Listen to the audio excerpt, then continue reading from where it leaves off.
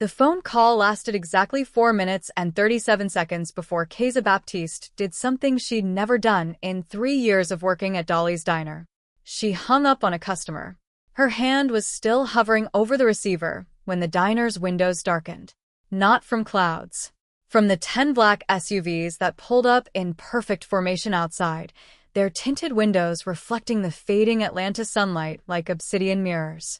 Keza's manager, Rita, froze mid-wipe of the counter. The regulars stopped mid-chew. Even the broken jukebox seemed to hold its breath. The door opened, and Kwan Tae-shin walked in like he'd already bought the building, calm, cold, and wearing a suit that cost more than Keza's annual rent. His eyes found hers immediately. "You," he said, his voice the same dangerously quiet tone from the phone. "Hung up on me." 3 hours earlier, Dolly's Diner had been drowning in the usual Thursday afternoon chaos. Keza Baptiste moved through the cramped space with the efficiency of someone who'd learned to navigate chaos long before she'd learned to escape it. At 23, she'd been slinging hash browns and coffee for 3 years, long enough to know every crack in the vinyl booths, every customer's order before they opened their mouths, and exactly how many fake smiles it took to make it through a double shift. Her dark coils were pulled back in a bun that had given up trying to be neat around hour 6. Grease stains decorated her uniform like badges of dishonor. She'd long stopped caring about the oil that clung to her skin or the ache that lived permanently in her feet. What she did care about was the acceptance letter hidden in her locker. Le Cordon Bleu Culinary Institute. Early admission. Full consideration for scholarship. Conditional on her spring portfolio submission. Due in 6 weeks. It was the dream she'd stopped saying out loud 3 years ago when her mother's medical bills started arriving in stacks instead of envelopes. The dream she'd folded carefully and tucked away somewhere safe, telling herself someday, while knowing someday had a way of never coming. "Order up." Marcus, the line cook, slapped the bell twice. Keza grabbed the plates, chicken fried steak for table 6, patty melt for the regular in booth 3, and was mid-turn when the phone rang. Rita was elbow-deep in dishwater. Marcus was swearing at the grill. The new girl had called out sick again. Keza grabbed the receiver with her shoulder, balancing plates in both hands. "Dolly's Diner, this is Kez. What can I get you?" Silence. Then a voice. "I need an order prepared for delivery." The voice was male, calm, with an accent that wrapped around the English words like they were being carefully selected. Korean, Keza thought, though she'd learned not to make assumptions in a city like Atlanta. "Sure thing," she said, wedging the phone against her ear while sliding plates onto table 6. "What would you like?" "Galbi Jim. Braised short ribs. Traditional preparation. The meat should be kalbi cut, marinated for minimum 12 hours in a base of soy sauce, pear puree, garlic, ginger, and rice wine. Cooked low with dried jujubes, Korean radish, carrots, and chestnuts until the meat separates from the bone without effort." Keza stopped walking. The diner's ambient noise, clinking silverware, grease sizzling, Rita's gospel music playing from the kitchen radio, faded into background static. "Sir," Keza said slowly, "this is Dolly's Diner. We serve breakfast all day, burgers and meatloaf. We don't." Additionally, he continued as if she hadn't spoken, "I'll need japchae, sweet potato noodles with spinach, bell peppers, shiitake mushrooms, and marinated beef. Seasoned with sesame oil and soy. The noodles should be translucent, not mushy. And mayakguk, seaweed soup with beef brisket. Clear broth." No. "Okay, I don't think you understand." "Banchan," he said. "Small side dishes. Kimchi, fermented for 3 weeks minimum. Kongnamul, blanched soybean sprouts with sesame. Sigumchinamul, oimuchim, and steamed white rice. Short grain. Sticky texture." Keza felt her jaw tighten. "Sir, you've got the wrong number. We're a diner in East Atlanta. We don't make, I don't even know what half of those things are." "I'm aware of what your establishment typically serves, Miss Baptiste." Her blood went cold. He knew her name. "The question," he continued, voice still maddeningly calm, "is not whether you can make it. The question is whether you will." Keza's grip on the phone tightened. Around her, The diner continued its oblivious rhythm. But she felt like she'd stepped into a different frequency, one where the rules didn't apply the same way. "Look," she said, voice dropping low, "I don't know who you are or how you know my name, but this is a diner. A regular diner. We've got a limited menu, a health code to follow, and a line cook who barely speaks English. We can't just—" "Dolly's Diner," he interrupted, "is located at 1847 Glenwood Avenue. You've worked there for 3 years, 2 months, and 16 days. You work double shifts on Thursdays and Saturdays. You take the number 15 bus home because your car broke down 8 months ago and you haven't been able to afford repairs. Your manager is Rita Simmons. Your line cook is Marcus Webb. And you, Miss Baptiste, have a culinary school acceptance letter in your locker that you look at every day during your break but haven't told anyone about." The floor seemed to tilt beneath her feet. "Who the hell are you?" "Someone who requires a meal," he said simply. "And someone who's willing to compensate appropriately. I'll have the order picked up at 7 p.m. tonight. We close at 8, and we're not." $52. Keza's breath caught. "Excuse me? For the meal?" $52. Cash. "Half upon agreement, half upon delivery." She laughed, a sharp, disbelieving sound. "This is insane. This is some kind of scam, or—" "You have 13 minutes left in the rush. Booth 7 needs refills. Table 2 is ready to pay. And the grill timer is about to go off." He paused. "I'll call back in 1 hour for confirmation." The line went dead. Keza stood frozen, phone still pressed to her ear, until Rita's voice cut through the fog. "Kez." "You all right, baby?" She lowered the phone slowly. "Yeah." "Yeah, I'm good." But she wasn't, because booth 7 did need refills. Table 2 was ready to pay. And 30 seconds later, the grill timer screamed to life. An hour later, the phone rang again. This time, Keza picked up immediately. The dinner rush had died down to a manageable simmer. She'd had time to think. Time to get angry. "Listen," she said before he could speak. "I don't know what kind of game you're playing, but I'm not interested. You can't just call random people, dig up their personal information, and throw money around like—" "Have you reconsidered?" His voice was infuriatingly level, like he was discussing the weather. "No," Keza said flatly. "I haven't reconsidered because there's nothing to reconsider. We can't make your food. Even if we wanted to, which we don't. We don't have the ingredients, the training, or the time. So take your $50,000 and your creepy stalker research and— $100,000. Keza's throat went dry. "What?" $100,000. For the meal. I'm doubling the offer. You can't just— "Miss Baptiste, I'm not a man accustomed to hearing no. I've made a simple request. I've offered generous compensation. The only question is whether you're wise enough to accept." Something in his tone, the absolute certainty, the casual arrogance, ignited something hot and reckless in Keza's chest. For 3 years, she'd swallowed her pride. She'd smiled at men who snapped their fingers for service, who left prayer cards instead of tips, who looked through her like she was part of the furniture. She'd made herself small and quiet and acceptable because that's what survival required. But this man, this stranger who'd invaded her privacy, who thought money could bend reality to his will, he didn't get to do this. "No," Keza said clearly. Silence. "I'm sorry." "I said no. We can't make your food. We won't make your food. And you need to stop calling here." "I don't think you understand." "I understand perfectly." Her voice was steel wrapped in honey. "You're rich. You're used to getting what you want. And you think throwing money at people means they'll jump. But here's the thing, some of us have integrity. Some of us don't sell out just because someone waves a check around. Miss Baptiste, we're done here. Have a nice evening." And Keza Baptiste, who'd never hung up on a customer in her life, pressed the button down with a satisfying click. Her hand was shaking. Rita looked up from the register. "Who was that?" "Wrong number," Keza said. She didn't believe in premonitions. Didn't believe in gut feelings or intuition or any of that spiritual stuff her grandmother used to talk about.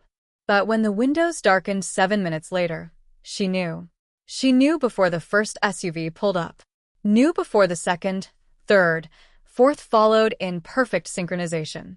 Knew before the doors opened and men in dark suits stepped out like a choreographed operation. And she knew, with absolute certainty, when the last vehicle's door opened and he stepped out. Tall. Immaculate charcoal suit. Dark hair styled with casual precision. A face that could have been carved from marble. Beautiful in a way that seemed almost hostile, like beauty was just another weapon in his arsenal. Kwan Tae-shin walked toward Dolly's diner like he was walking into a boardroom. Like he owned the ground beneath his feet. Like he'd already won. The bell above the door chimed, cheerful and incongruous. And his eyes, dark and unreadable, locked onto Keza's. "You," he said quietly, "hung up on me?" Before we see what happens next, hit that like button if you're already hooked, and drop a comment telling me if you would have hung up on him. Subscribe because this story is about to take turns you won't see coming. Now back to that diner. The diner had gone completely silent. Rita's dish rag dripped water onto the counter, forgotten. Marcus's had poked through the kitchen window, eyes wide. The regulars sat frozen, forks halfway to mouths. Keza forced herself to breathe evenly. "Can I help you?"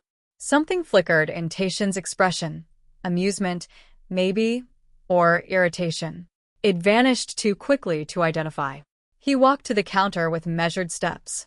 Up close, Keza could see details the distance had hidden. The crisp lines of his suit, the subtle silver of his watch, the small scar above his left eyebrow that suggested a history at odds with his polished exterior. "You refused my offer," he said. "I did. Twice." "Yep." His head tilted slightly. "Why?" "Because..." Keza caught herself. Around them, the diner held its breath. This wasn't a conversation to have with an audience. "Rita, can you cover the counter?" Rita nodded wordlessly, still staring at Tae-shin like he might disappear if she blinked. Keza gestured to the corner booth, the one with the ripped vinyl she'd been meaning to patch for 6 months. "We can talk over there." Tae-shin glanced at the booth with an expression that suggested he never sat anywhere with ripped vinyl in his life. But he followed. They sat. Keza folded her hands on the Formica tabletop, sticky with decades of syrup and regret. "You want to know why I said no?" she asked. Ido. "Because this isn't a Korean restaurant. We don't have the ingredients, the equipment, or the expertise to make what you want.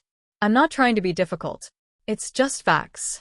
Facts can be changed with resources. Not in 7 hours they can't. You'd be surprised what 7 hours and sufficient motivation can accomplish." Keza leaned back. "Let me guess. You're used to getting whatever you want. Money solves problems. Doors open when you knock." "Yes." The blunt honesty startled her. She'd expected deflection, maybe charm. Not this cold acknowledgement.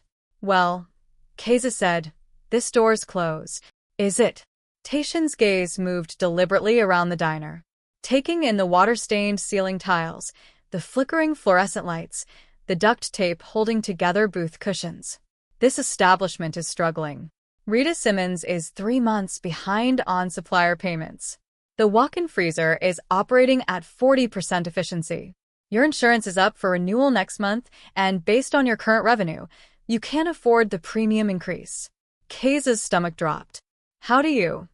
"I make it my business to know things." He returned his attention to her. "I'm not here to harm your employer.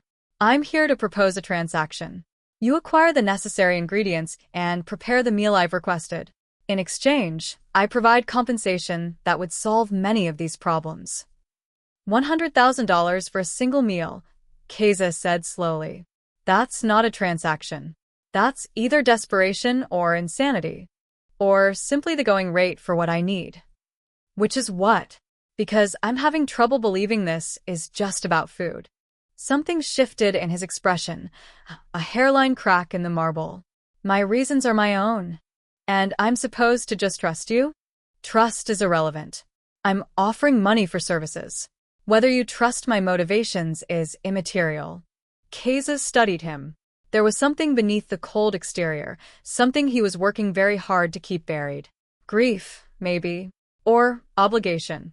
The kind of weight that turned people into whatever they needed to be to survive it. She recognized it because she carried her own version. Even if I wanted to help, she said carefully, I don't know how to make those dishes. I'm not trained in Korean cuisine. I'd need a chef. Tae-shin reached into his jacket and extracted a sleek black phone. 3 taps later, he set it on the table. Chef Lim is currently head chef at Mingles in Seoul. She'll walk you through the preparations remotely. A woman's face appeared on the screen. She bowed slightly and began speaking rapid Korean. Tae-shin responded in the same language, his voice losing some of its rigid formality, gaining a subtle warmth that made Keza realize how much he'd been restraining himself. He looked back at Keza. Chef Lim has agreed to guide you. I'll have the ingredients delivered within 2 hours. You'll have access to any equipment you need. You can't just... I can. He slid a slim envelope across the table. 52. I deliver it personally. If I'm making this meal, I want to see it received. I want to know it's appreciated. Tae-shin's expression flickered. That's the condition. Take it or leave it. A long silence stretched between them. Outside, a car horn blared. Inside, the jukebox finally gave up its ghost with a sad electrical whine. Agreed, Tae-shin said. He stood, buttoned his suit jacket with precise movements, and headed for the door. Halfway there, he paused. Miss Baptiste. Yell. Don't hang up on me again. It wasn't a threat. Wasn't even a warning. Just a statement of fact, delivered with the same calm certainty as everything else. Then he was gone, the SUVs pulling away in the same coordinated fashion they'd arrived. Keza sat alone in the corner booth, staring at the envelope. Rita appeared at her elbow. Baby, what in the hell was that? Keza opened the envelope with shaking fingers. $50,000 bills stared back at her, crisp and impossible. I think, Keza said slowly, I just made a deal with the devil. Well, Rita said, let's hope the devil tips well. The ingredients arrived 90 minutes later in refrigerated trucks that looked more suitable for transporting organs than groceries. Keza stood in the diner's parking lot, watching men in suits unload containers of Korean radish, chestnuts, short ribs so perfectly marbled they looked like artwork, mushrooms she couldn't name, and bottles of sauces with labels she couldn't read. Chef Lim's voice came through the phone speaker, calm and instructional. First, we prepare the meat. You'll need to trim the excess fat, not all of it, just the thick portions. The next 5 hours blurred into a fever dream of chopping, marinating, and trying to follow instructions delivered in accented English through a choppy video connection. Marcus watched from the grill line, alternating between impressed and concerned. Girl, you know you're making a meal that costs more than this whole building, right? Don't remind me, Keza muttered, carefully arranging jujubes in the braising liquid. But somewhere in the chaos, something shifted. Keza had spent 3 years making hash browns and meatloaf, good food, honest food, but nothing that required real skill. Nothing that challenged her. This was different. This required precision, attention, an understanding of how flavors built on each other, how timing mattered, how love and care could be translated into something edible. This was why she'd wanted to go to culinary school. By 6:45 p.m., the meal was ready. Keza stared at the array of dishes covering the counter, banchan in small ceramic dishes, the galbijim in a traditional earthenware pot, japchae glistening with sesame oil, mayakguk steaming gently. It looked real, authentic. Chef Lim's face on the phone screen nodded approvingly. You have good instincts. This would be acceptable in my kitchen. Coming from a Seoul chef, Keza knew that was high praise. Thank you, she said sincerely. For everything. Chef Lim's expression shifted. Something flickered across her face. Sadness, maybe. Or regret. When Tae-shin SSI asks for something, it is always important. Even when he pretends it isn't. She paused, and her next words felt weighted. Take care, Miss Baptiste. And perhaps, be patient with him. He carries more than you know. What do you mean? But Chef Lim had already ended the call. At exactly 7 p.m., a single black SUV pulled up. The driver helped Keza load the carefully packed containers into the temperature-controlled trunk. Then he opened the rear door. For you, miss. Keza slid into leather seats that probably cost more than her entire wardrobe. The interior smelled like expensive cologne and new money. They drove through Atlanta in silence. Keza watched the city transform as they moved, from East Atlanta's struggling commercial strips to Midtown's gleaming towers, finally pulling into the underground garage of a building so aggressively modern it looked like it had been teleported from the future. The elevator required a key card. It rose so smoothly Keza barely felt the movement. 50th floor. The doors opened directly into a penthouse that redefined everything Keza thought she knew about living spaces. Floor-to-ceiling windows overlooked the city. Minimalist furniture in blacks and grays. Art on the walls that was probably worth more than the diner's annual revenue. Everything perfect, precise, and utterly impersonal. It looked like a showroom, not a home. Tae-shin stood by the windows, silhouetted against the city lights. He turned as she entered, and for just a moment, his carefully controlled expression slipped. He looked tired and young, younger than the cold businessman from the diner. "Miss Baptiste," he said. "You came." "I said I would." Keza gestured to the driver bringing in the food containers. "Where should we set up?" The dining table. It was a slab of dark wood that could seat 12, but was set for one. One place setting. One chair. Keza's chest tightened. She arranged the dishes carefully, while Tae-shin watched in silence. When everything was ready, she stepped back. "It's done," she said. Tae-shin approached the table slowly. He stood there, just looking at the food, for so long that Keza wondered if he was going to say anything. Then he picked up the chopsticks. He took a small piece of the galbi, tasted it, and closed his eyes. When he opened them again, they were wet. "It's perfect," he said quietly. "Exactly how she made it." Keza's throat constricted. Who? "My fiancée." The word came out rough. She died. 2 years ago. Car accident. I was driving. He set down the chopsticks with shaking hands. Today would have been our wedding day. The penthouse's silence pressed down like a physical weight. "Mr. Kwan." She was a chef, he continued, not seeming to hear her. Not professionally. She wanted to be, but her family, my family, didn't approve. Thought it was beneath her. We were supposed to marry, produce heirs, continue the family business. His laugh was bitter. She hated all of it.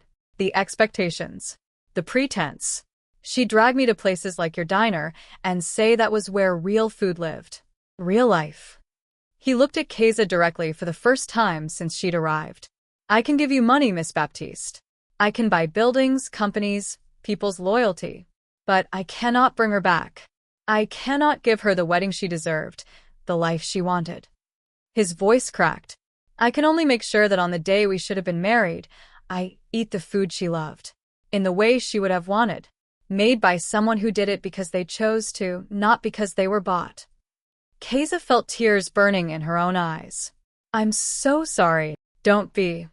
Tae-shin straightened, rebuilding his walls brick by brick. "You fulfilled your end of the transaction. The remaining 50,000 will be transferred to your account tonight." "I don't want it." He froze. "Excuse me?" Keep it. "Or donate it. Or burn it." Keza moved toward the elevator. "Some things aren't about money, Miss Baptiste." The elevator doors opened. Keza stepped inside. "Thank you for trusting me with this," she said. "I hope it brings you peace." She expected the doors to close. Instead, Tae-shin's hand shot out, stopping them. "Wait." Keza looked at him, really looked at him. Not the Mafia boss with the SUVs and the power. Just a man who'd lost someone he loved and was trying to honor her memory the only way he knew how. "Stay," he said. "Please." He stopped, seeming to struggle with the words. "I prepared enough for two." She always hated eating alone. Said food was meant to be shared. "I don't think. Will you come back?" "Tomorrow night. Not for a transaction. Just dinner. I'd like to return the favor." Cook for you. Keza knew she should say no. Knew this was dangerous territory, getting involved with a man like this. But she looked at him and saw not danger, but possibility. "Okay," she said. "Tomorrow." Tomorrow came. And the day after. And the day after that. But it wasn't the fairy tale Keza had half expected. Day 1. Tae-shin cooked bulgogi, but his phone rang 6 times during dinner. Each time, he'd step away, speak in clipped Korean, return with his jaw tighter than before. When Keza asked if everything was okay, he said, "Business. Nothing you need to worry about." The lie sat between them like a stone. Day 2. Keza arrived to find Tae-shin pacing by the windows, a glass of whiskey in his hand, even though it was only 7 p.m. Bad day? She asked. They all are, he said, then seemed to catch himself. I'm sorry. Let's eat. But the tension followed them to the table. He taught her how to say thank you in Korean, 감사합니다, but when she asked him to teach her I'm sorry, he said, you'll never need to say that to me. Another lie. She could feel it. Day 3. Keza brought leftovers from the diner, her grandmother's gumbo recipe, the one she'd been perfecting for years. Tae-shin took one bite and closed his eyes. This is incredible, he said. This is what Yun was talking about. Food with history. With love. Tell me about her, Keza said. Really tell me. Not just the happy memories.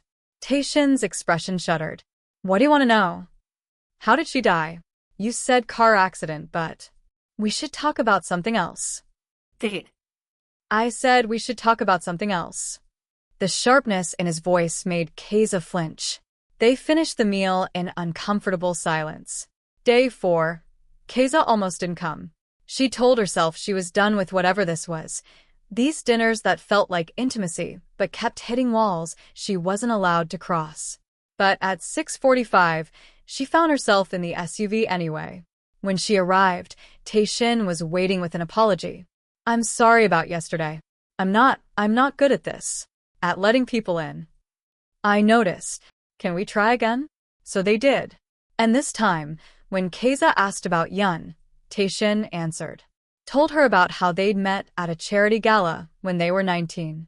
How Yun had spilled champagne on his suit and instead of apologizing, had laughed and said expensive clothes shouldn't be so fragile.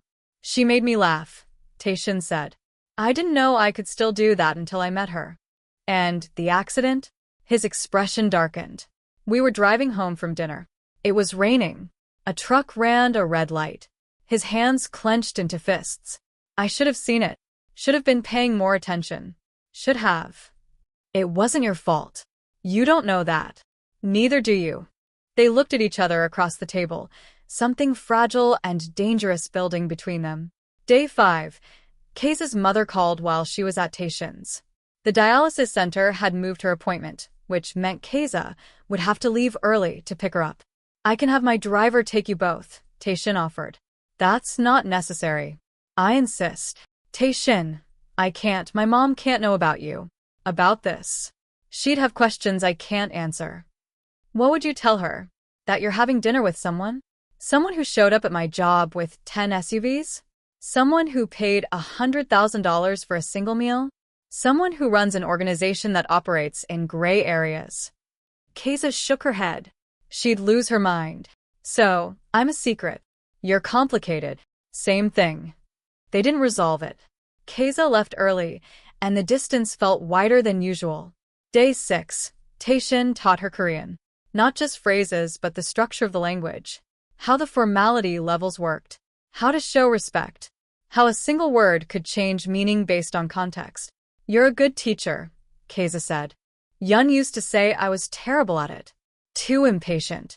Maybe I'm just a good student. Maybe you are. Their fingers brushed as he handed her a pen to practice writing Hangul. Neither pulled away. Keza, Tae-shin said quietly. I need to tell you something. Her heart accelerated. Okay. Us having dinner, spending time together, it can't continue indefinitely. People will notice. People already have. And when they do, you become visible. Vulnerable.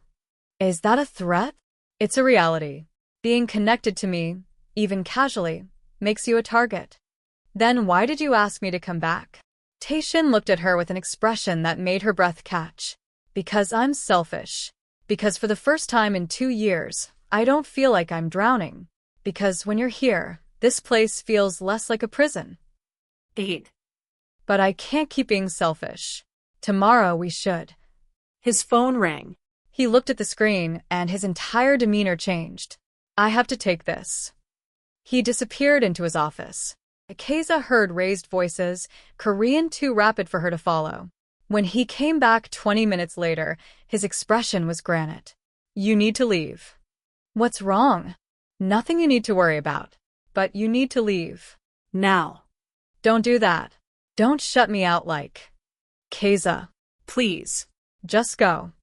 She left. But the fear in his eyes stayed with her all night. Day 7. Keza decided not to come. She'd spent the day at the diner, working on her culinary school portfolio, trying to convince herself that whatever she and Tae-shin had started was finished. At 7:15, her phone rang. Unknown number. Miss Baptiste. A man's voice. Unfamiliar. Mr. Kwan asked me to call. He'd like you to know that he understands if you don't wish to continue your arrangement. But if you do come tonight, he'd appreciate it. Who is this? His driver, miss. Keza looked at the clock. Looked at her portfolio spread across the diner's counter. Looked at Rita, who was watching her with knowing eyes. You gonna tell me what's going on? Rita asked. Because you've been leaving here at 7 p.m. every night for a week, and you come back looking like you've been through something. It's complicated. Baby, everything worth having is. At 7:45, Keza was in the SUV. When she arrived at the penthouse, Tae-shin was waiting by the elevator. You came, he said, and there was such relief in his voice that Keza's chest ached. I almost didn't. I wouldn't have blamed you. They stood there, staring at each other, the city glittering behind them. I'm scared, Keza admitted. Of whatever this is. Of what it means.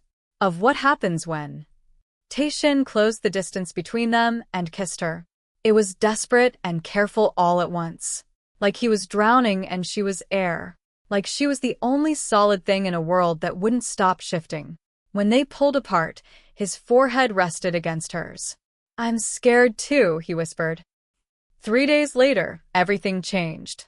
Keza was at the diner when a woman walked in. Mid-50s, elegant, wearing a hanbok-inspired modern dress. Keza Baptiste, she asked. Yes. My name is Lim Sunhee. You know me as Chef Lim. Keza's blood went cold. What are you doing here? We need to talk. About Tae-shin. About Yun. Chef Lim's expression was grave.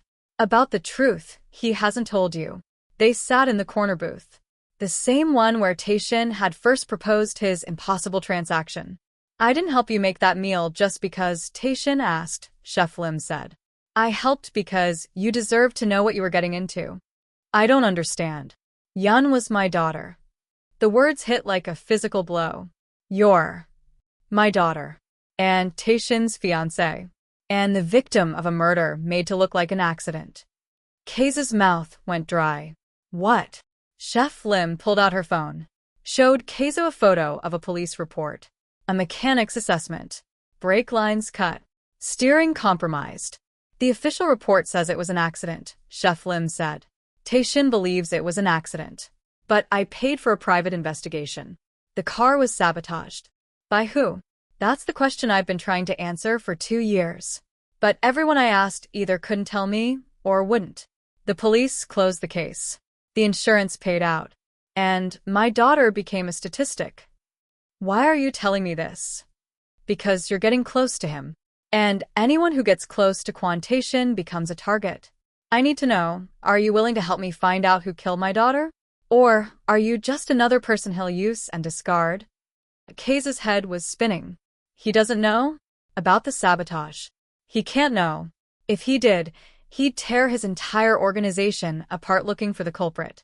And whoever did this is still close to him. Close enough to kill again. You think I'm in danger? I think anyone who loves him is in danger. The question is, do you love him? Keza opened her mouth. Closed it. She'd known Tae-shin for 10 days. It was insane to call this love. But when she thought about not seeing him, about not having those dinners, about not watching his carefully controlled expression crack into something real. I don't know, Keza said. But I think I could. Chef Lim nodded. Then you need to be careful. And you need to help me find the truth. before whoever killed Yun decides you're the next obstacle to remove. That evening, Keza went to Tae-shin's penthouse with Chef Lim's words echoing in her head. Anyone who loves him is in danger. Tae-shin greeted her with a smile that faded when he saw her expression. What's wrong? I met someone today. Someone who knows you. His entire body tensed. Who? Chef Lim. She came to the diner. Tae-shin's face went white. What did she say? That Yun was her daughter. I know. I should have told you. She also said the accident wasn't an accident. Tae-shin went very still. What? The car was sabotaged. Brake lines cut. Someone killed Yun and made it look like an accident. That's not possible. The police investigated. Did they? Or did they close the case because it involved your family? Because it was easier to call it an accident than to admit someone murdered the heir's fiancée. Tae-shin sank onto the couch like his legs had given out. No. No, that can't be. I would have known. I would have felt it. Keza sat beside him. She has proof. Mechanics reports. Photos. Tae-shin, someone close to you killed the woman you loved. And they're still out there. Who? Who would? His expression shifted from grief to fury to something cold and calculating. Min-yoon. Who? My cousin. He's been trying to take over the organization for years. If I'd married Yun, had children, solidified my position, he'd have no path to power. But if I was grieving, distracted, vulnerable, he could make his move. I'm going to kill him. Tae-shin stood, pulling out his phone. I'm going to. Keza grabbed his wrist. Stop. Think. If Chef Lim is right, he's been planning this for 2 years. He's careful, methodical. If you go after him now without proof, what happens? I don't care about proof. Yes, you do. Because if you kill him and you're wrong, you've murdered your cousin for nothing. And if you kill him and you're right, you've tipped off whoever was helping him. How many people would it take to sabotage a car? To cover it up? To keep it quiet for 2 years? Defies of clenched. More than one. So we find proof first. We find out everyone who was involved. And then, Keza stopped. Realized what she'd just said. I mean you. You find proof. No. Tae-shin looked at her with an intensity that made her shiver. You said we. And you're right. We do this together. Because if Min-joon killed Yun, and if he knows I'm getting close to you, I become the next target. Which is why you're moving into this building. Tonight. I'll have your things packed and… No. Keza, this isn't negotiable. If someone killed Yun to hurt me, they won't hesitate to. I said no. I'm not leaving my life, my job, my mother because of a threat. But… She took a breath. But I'll be careful. I'll let your security watch the diner. I'll check in. I'll take precautions. That's not enough. It's what I'm offering. They stared at each other. 2 stubborn people, both terrified, both trying to protect each other in different ways.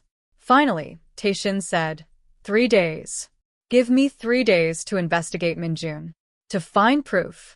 If I find it, you move in here. If I don't, we reevaluate. Deal. He pulled her close. I can't lose someone else. I can't. You won't, Keza promised. But neither of them knew if she was right. Drop a like if you're still with me, and comment whether you think Min-joon did it. Subscribe because the next part is going to blow your mind. Tae-shin became a man possessed. For 3 days, Keza barely saw him. He'd send texts. Asterisk, I'm working on it. Stay safe. I'll call when I can. Asterisk, but nothing more. She spent those days at the diner, watching SUVs circle the block, feeling eyes on her even when she couldn't see them. Rito noticed. You gonna tell me why we suddenly have bodyguards? She asked. It's complicated. That man who came here. The one with the convoy. He's why you've been different. Rito. I'm not blind, baby. And I'm not stupid. You're involved with someone dangerous. Someone powerful. And you're in over your head. I know. Then get out. I can't. Can't or won't. Keza didn't have an answer. On the 3rd day, Tae-shin called. I found something. Come to the penthouse.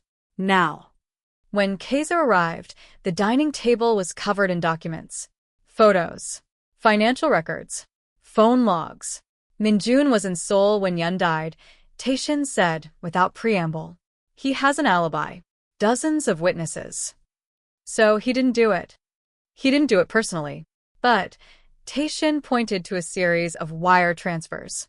3 days before Yun's death, Min-jun transferred $50,000 to a man named Park Jin-woo, former mechanic, known associate of the Chongpa.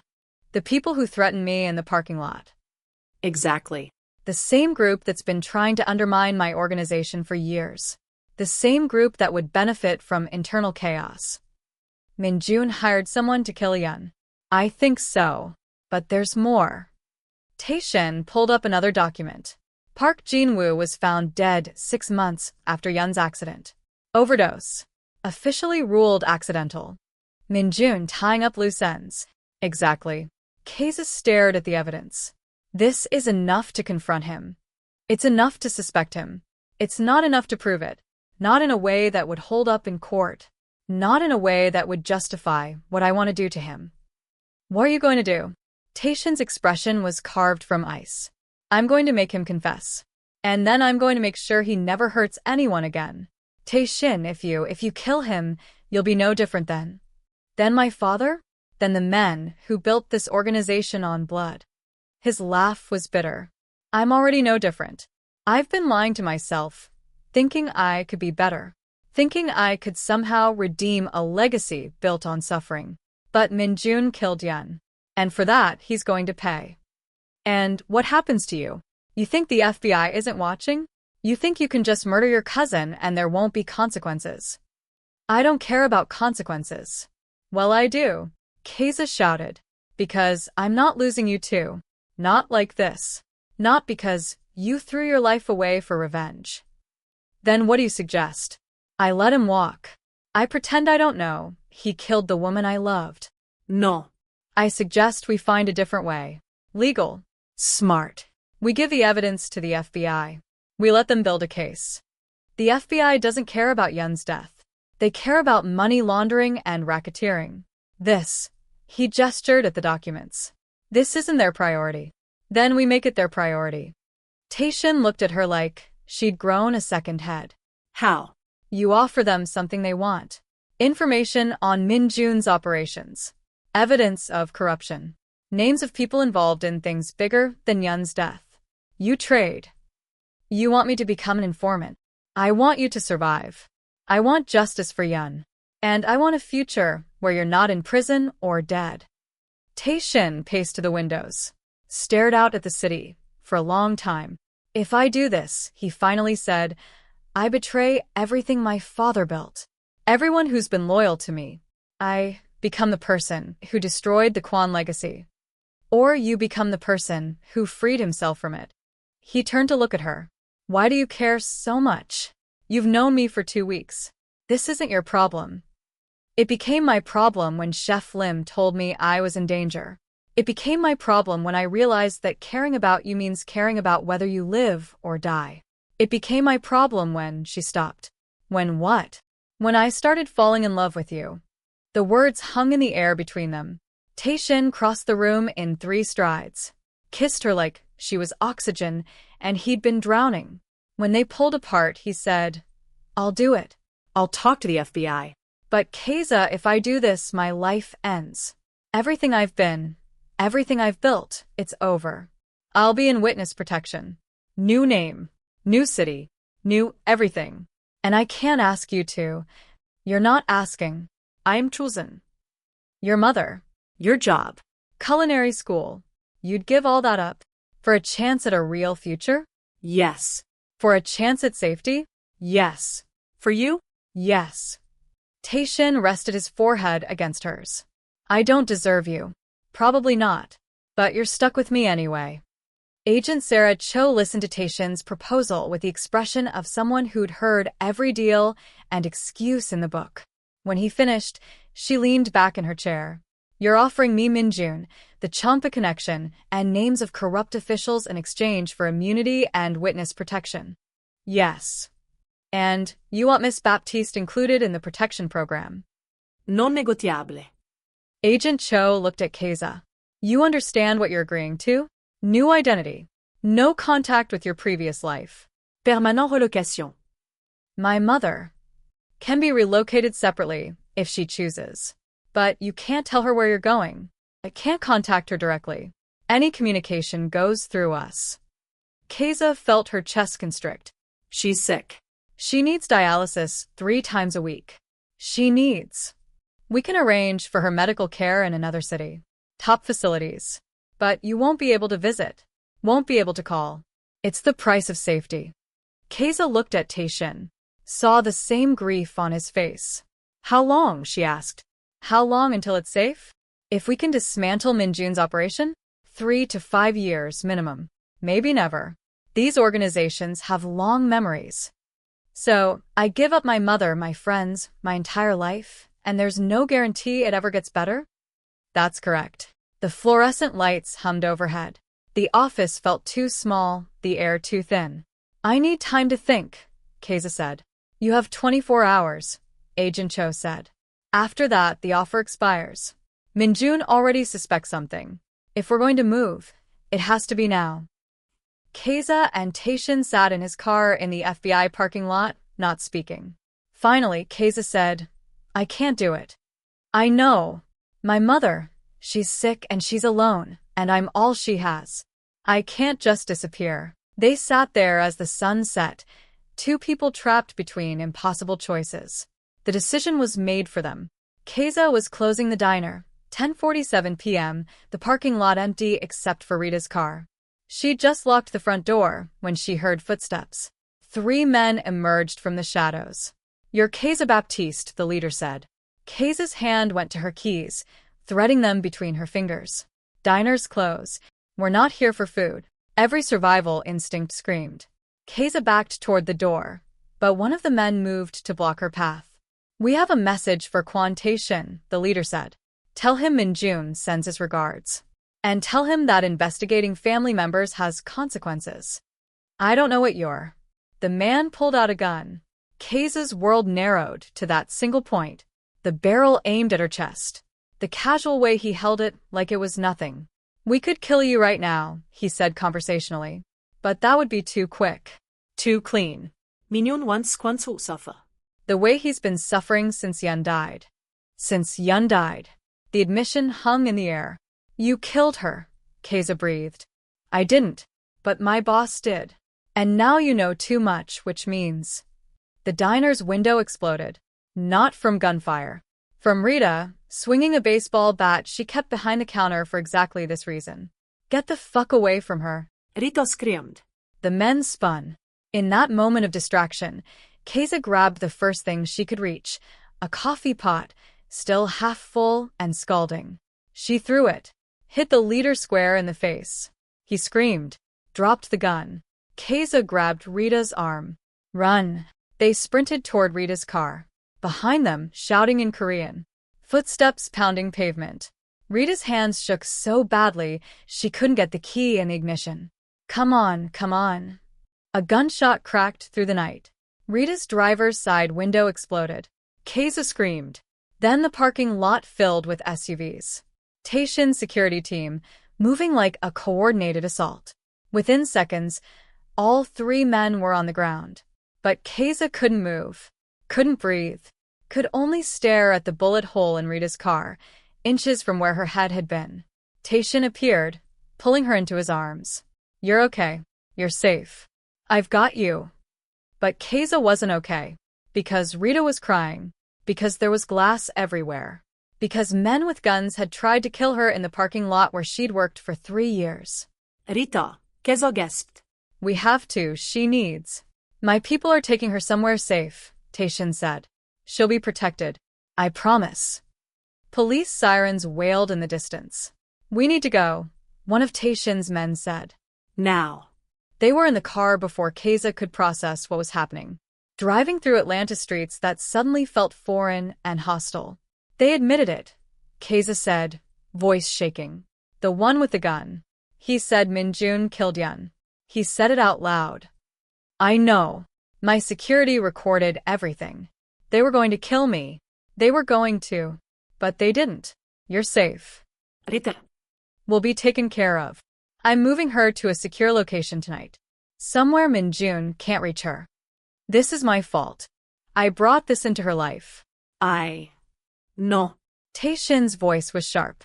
This is Min-jun's fault. This is my family's fault. This is 2 decades of violence and corruption coming home to roost. But it's not your fault. They pulled into an underground garage Keza didn't recognize. More security. More men with guns. Where are we? Safe house.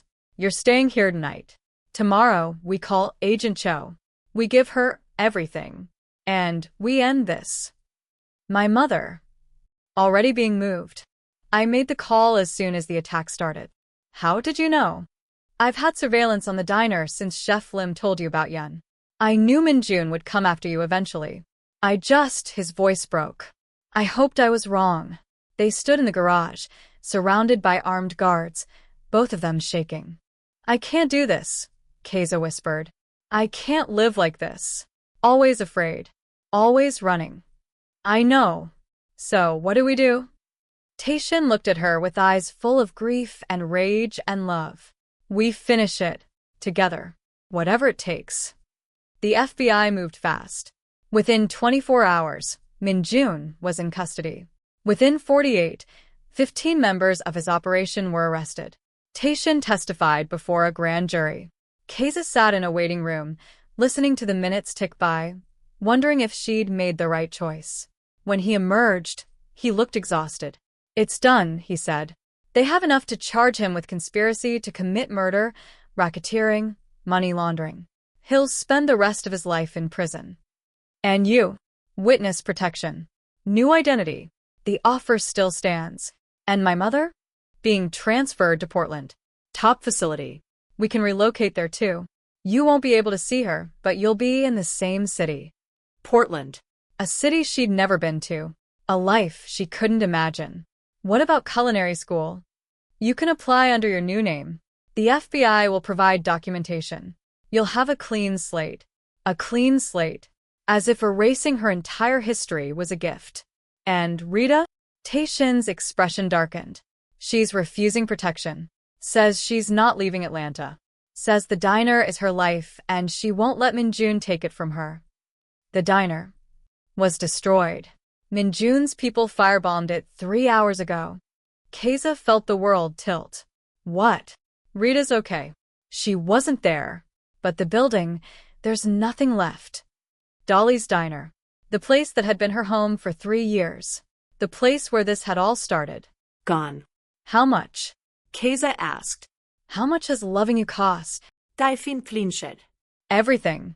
It's cost you everything. Which is why you should walk away. Take the witness protection without me. Start over somewhere safe. Is that what you want? What I want doesn't matter.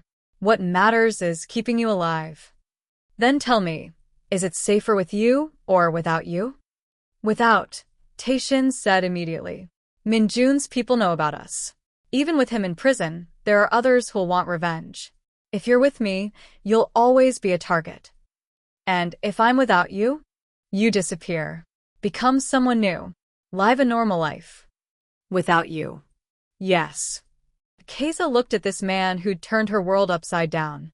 Who'd shown her a different life, different possibilities, different versions of herself.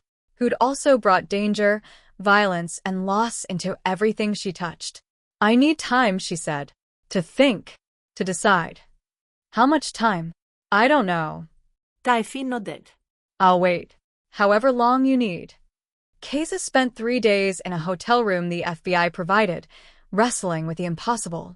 On the first day, she visited her mother, one last time before the transfer. Her mother looked smaller in the hospital bed. Frilier. Baby, what's happening? She asked. Why are they moving me? Why can't you come? Keza wanted to tell her everything.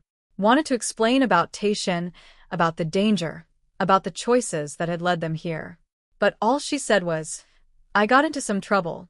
But it's handled now. You're going somewhere safer. Somewhere better. And you? I'll be okay. I promise. Her mother grabbed her hand with surprising strength. Don't lie to me. I'm your mama. I know when you're hurting. Keza's carefully constructed composure crumbled.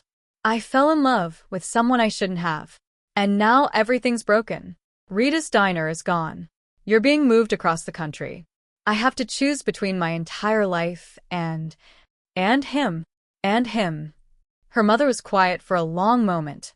Then, is he worth it? I don't know. Then there's your answer, baby. If you don't know, he's not. On the second day, Keza visited what was left of Dolly's diner. The building was a burned-out husk. Charred walls. Collapsed roof. The smell of smoke still hanging in the air. Rita was there, sifting through rubble. Rita. 23 years, Rita said without looking up. I've owned this place for 23 years. Raised my kids on money from this diner. Put them through school. Buried my husband with insurance from this business. I'm so sorry. Are you? Now Rita looked at her. Because this happened because of you. Because you got involved with that man. Because you brought his world into mine. I know, and I'm sorry doesn't rebuild a diner. Sorry doesn't give me back my livelihood. Sorry doesn't. Rita stopped. Took a breath. I know you didn't mean for this to happen. I know you were just trying to survive, same as anyone. But Keza, that man, he's poison. Everything he touches turns to ash. And if you stay with him, you'll burn too. It's not that simple. Isn't it? He's dangerous. His enemies are dangerous. And you're caught in the middle. So choose your life or his. But don't pretend you can have both. Rita walked away, leaving Keza standing in the ruins of everything she'd helped destroy. On the third day, Keza met with Tae-shin one last time. They sat in the same penthouse where this had all started. Where he'd cried over a memorial meal. Where she'd first seen him as human instead of untouchable. I can't do it, Keza said. Tae-shin had been expecting this. She could see it in his eyes. I understand. My mother, she needs me. Even if I can't see her, I can't be the reason she's alone. And Rita, she lost everything because of me. Because of us. I can't just walk away from that. So, what will you do? Witness protection. But alone. I'll go to Portland, be near my mother even if I can't see her. I'll apply to culinary school under my new name. I'll start over. Without me. Without you. Tae-shin nodded slowly. It's the right choice. The smart choice. Then why does it feel like I'm dying? He crossed the room, pulled her into his arms. Because loving someone means wanting them to be safe. Even when it costs you everything. They held each other as the sun set over Atlanta, knowing it was the last time. I need you to promise me something, Tae-shin said. What? Promise me you'll be happy. Promise me you'll follow your dreams. Promise me you won't waste your life mourning what we could have been. I promise if you promise the same. Deal. They kissed one last time. Slow. Gentle. Goodbye. When Keza left, she didn't look back. If she had, she would have seen Tae-shin collapse. Would have seen him cry for the second woman he'd loved and lost. But she didn't look back. She couldn't. Portland, Oregon was everything Atlanta wasn't. Quiet. Rainy. Full of people who valued privacy and kept to themselves. Perfect for someone trying to disappear. Keza, now going by Diana Ashford, had enrolled in Portland Culinary Institute. Was excelling. Had even caught the attention of a local restaurant that wanted to offer her an internship. She lived in a small apartment in southeast Portland. Rode her bike to school. Took walks in the rain because it reminded her that she was alive, that she'd survived. Her mother was at a facility in northwest Portland. Keza drove by sometimes, parked across the street, watched her mother get wheeled out for fresh air. They'd never spoken since that last hospital visit. It was killing her slowly. But she was safe. Her mother was safe. That was what mattered. She told herself this every day until she almost believed it. 8 months and 3 days after leaving Atlanta, Keza was walking home from school when she saw him. Standing outside her apartment building. Wearing jeans and a sweater instead of expensive suits. Hair longer, less styled. Beard growing in. But unmistakably Tae-shin. Her heart stopped. What are you doing here? She asked when she could breathe again. I got a job, he said. Restaurant consultant. Helping struggling businesses. It's honest work. Boring. Nothing like, he gestured vaguely, before. That's not what I asked. I know. He took a breath. I came because I couldn't stay away. Because every day without you felt like drowning. Because I told myself I was being selfish, but I couldn't make myself care. You can't be here. If people see us together.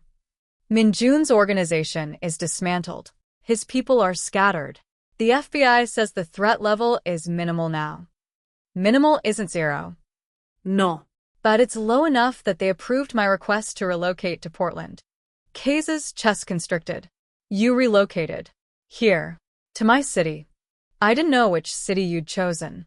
The FBI wouldn't tell me. But Portland has one of the best culinary schools in the country. And your mother's medical needs meant you'd need a city with top healthcare facilities. So, I took a chance. You took a chance. Yes. You just, hoped you'd run into me someday? I checked every culinary school in the city. Cross-referenced with women who'd enrolled in the last 6 months. Narrowed it down to 3 possibilities. You were the second one I found. Despite everything, Keza laughed. You stalked me. I prefer investigated. That's literally stalking. Probably. They stood there, rain starting to fall, staring at each other. Why? Keza asked. Why risk everything to find me? Because I love you. Because life without you isn't life. It's just existing. Because I'd rather risk danger with you than be safe without you. That's insane. You keep saying that like it's going to change my mind. Keza felt tears mixing with rain on her face. I can't. My mother, Rita, everything I lost. I know. I know what it cost you. But Keza, we lost 8 months. 8 months we could have been together, building something, instead of being apart and miserable. Don't we deserve a chance to try? What if it doesn't work? What if we're not compatible outside a crisis? What if? What if we are? What if we build something beautiful? What if we're happy? Keza looked at him. This man who'd turned her life upside down twice. Who'd brought danger and loss and pain. Who was also offering possibility. Hope. Love. I have conditions, she said. Anything. We do this slowly. No moving in together immediately. No rusing. We date like normal people. Agreed. And we find a way for me to contact my mother. I don't care if the FBI says it's risky. I can't live like this, never speaking to her. I'll make it happen. And we find Rita. We make sure she's okay. We help her rebuild if she wants. Already done. I tracked her down 2 months ago. She's managing a restaurant in Savannah. I've been sending her money anonymously. She doesn't know it's from me. Keza's throat tightened. You've been trying to fix what I broke. It's not enough. It'll never be enough. But it's something. Keza stepped closer. This is crazy. Absolutely. We're probably making a huge mistake. Almost certainly. And I'm still mad at you for finding me instead of letting me go. I know. But I love you anyway. I know that too. She kissed him. Right there on the Portland street, rain soaking through their clothes, 8 months of longing and grief and hope compressed into a single moment. When they pulled apart, Tae-shin was smiling. So, he said. Can I take you to dinner? Somewhere cheap. With questionable health code violations. I know just the place. The restaurant was small. 40 seats, open kitchen, menu that changed with the seasons. Dolly's. Named after the diner that started everything. Keza stood at the pass, plating dishes with the precision she'd learned over 2 years of culinary school and 1 year of running her own place. Korean Southern fusion. Her grandmother's gumbo with gochugaru, galbijim with collard greens, shrimp and grits with kimchi. Food that told the story of where she'd been and who she'd become. Tae-shin, now permanently Daniel Kwan, worked front of house, greeting guests, managing reservations, doing the books. Honest work. Simple work. Nothing like the empire he'd inherited and destroyed. He was happier than Keza had ever seen him. Marcus had followed them to Portland, refusing to let Keza open a restaurant without him. Rita visited twice a year from Savannah, still wary of Tae-shin but slowly softening. And Keza's mother, The door opened and there she was, wheelchair-bound but smiling, escorted by a nurse but present. It had taken a year of negotiations with the FBI, a year of proving the threat was truly over, a year of Tae-shin calling in every favor he had left. But they'd done it. Keza could see her mother again. She crossed the dining room, apron still on, tears already falling. Mama. They held each other while the restaurant hummed around them, while Tae-shin watched from a respectful distance, giving them space, while Marcus rang the bell for pickup, while life continued in all its messy, complicated beauty. I'm sorry, Keza whispered. For everything.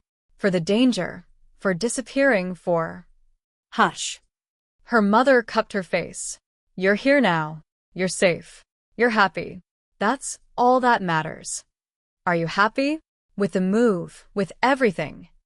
I'm alive, baby. I'm getting good care. And now I get to see you. So yes. I'm happy. That evening, after service, Keza and Tae-shin stood in the kitchen, washing dishes side by side. Your mother likes the galbi-jjim, Tae-shin said. She said it reminds her of my grandmother's short ribs. Different spices, same love. Good food is like that. Crosses cultures. Builds bridges. Is that from a fortune cookie? Maybe. They worked in comfortable silence. Outside, Portland rain pattered against the windows. Inside, everything smelled like spices and home. Do you ever regret it? Keza asked. Giving up everything? The power, the money, the... No. Tae-shin's answer was immediate. I regret what it cost you. What it cost Rita and your mother. But giving up that life? Never. Even though we're here washing dishes instead of. Especially because we're here washing dishes. This is real. This is honest. This is, he paused. This is what Yen would have wanted. For both of us. Keza leaned against him. Do you think about her? Every day. But differently now. Not with guilt or grief or rage. Just remembering her. Honoring her. Letting her be part of this, without letting her define it. She'd be proud of you. She'd be proud of us. They finished the dishes. Locked up. Walked home through rain that had become familiar instead of foreign. Their apartment was small. 1 bedroom, cramped kitchen, secondhand furniture. It was perfect. That night, lying in bed, Tae-shin said, I have something for you. He pulled out a small box. Not the expensive ring from before. Something simpler. A thin band with a small stone. I bought it with money I earned from the restaurant, he said. It's not much, but it's honest. And it's a promise that I'll spend every day trying to be worthy of the choice you made. The choice to stay. To build this life with me. You're already worthy, Keza said. Then marry me. Not because we're running. Not because we're scared. But because we're happy. Because we choose each other every day. Because we built something beautiful from the ruins. Keza looked at the ring. At this man who destroyed her life and helped her build a better one. At the possibility of a future she'd never imagined. Yes, she said. Yes, absolutely yes. He slid the ring onto her finger. It fit perfectly. They kissed, and outside the rain fell, and somewhere in the city Keza's mother slept peacefully in a good facility, and Rita ran a successful restaurant in Savannah, and Minjun rotted in prison, and the empire Tae-shin's father built crumbled into memory. It wasn't the life either of them had planned. It had cost more than either of them wanted to pay. But it was theirs. Real. Honest. Hard one. And absolutely worth it. If you made it to the end, thank you. Drop a comment and tell me what you thought. Was the ending satisfying or did you want something different? Hit that like button and subscribe for more stories. See you in the next one.